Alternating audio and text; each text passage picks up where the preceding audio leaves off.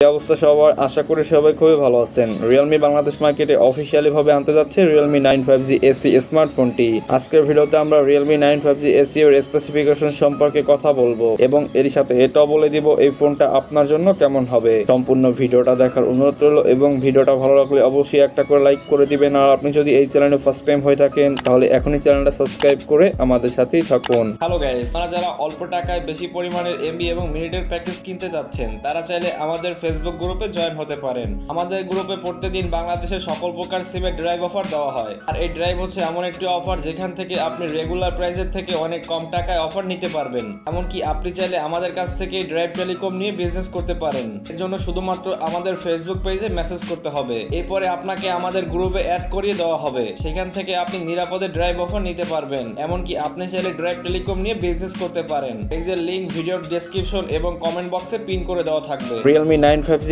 SE এই ফোনটার ডিসপ্লেতে থাকছে 6.6 ইঞ্চির ফুল HD plus IPS LCD panel display এবং ডিসপ্লেতে ইউজ করা হয়েছে 120 হার্জের রিফ্রেশ রেট। তার সাথে থাকছে 400 ppi ডাইনামিসিটি এবং থাকছে 84.1% স্ক্রিন বডি রেজুলেশন। ফোনটাতে থাকছে ট্রিপল ক্যামেরা সেটআপ, যার প্রাইমারি লেন্স 48 মেগাপিক্সেল, প্লাস থাকছে 2 মেগাপিক্সেলের ম্যাক্রো ক্যামেরা এবং থাকছে 2 মেগাপিক্সেলের ডেপথ সেন্সর। এবং এই ফোনটার ব্যাক ক্যামেরা দিয়ে আপনি 4K তে ফুল এইচডি প্লাস ভিডিও রেকর্ডিং করতে পারবেন। ফোনটার সেলফি ক্যামেরাতে ইউজ করা হয়েছে 16 মেগাপিক্সেলের একটি সেলফি ক্যামেরা এবং এই সেলফি ক্যামেরা দিয়ে আপনি 30 fps এ full HD plus video recording করতে পারবেন। ফোনটার র্যাম থাকছে 6GB এবং 8GB, স্টোরেজ থাকছে 128GB, স্টোরেজ টাইপ UFS 2.2। তবে এই ফোনটা তো আপনি extra micro SD card use করতে পারবেন। এবারে কথা বলবো ফোনটার নেটওয়ার্ক টেকনোলজি নিয়ে। ফোনটাতে থাকছে 5G সাপোর্টেড, তবে এর সাথেও আপনি ডুয়াল ন্যানো সিম কার্ড ইউজ করতে পারবেন। ফোনটাতে 3.5mm অডিও জ্যাকের পাশাপাশি থাকছে লাউড স্পিকারের সুবিধা।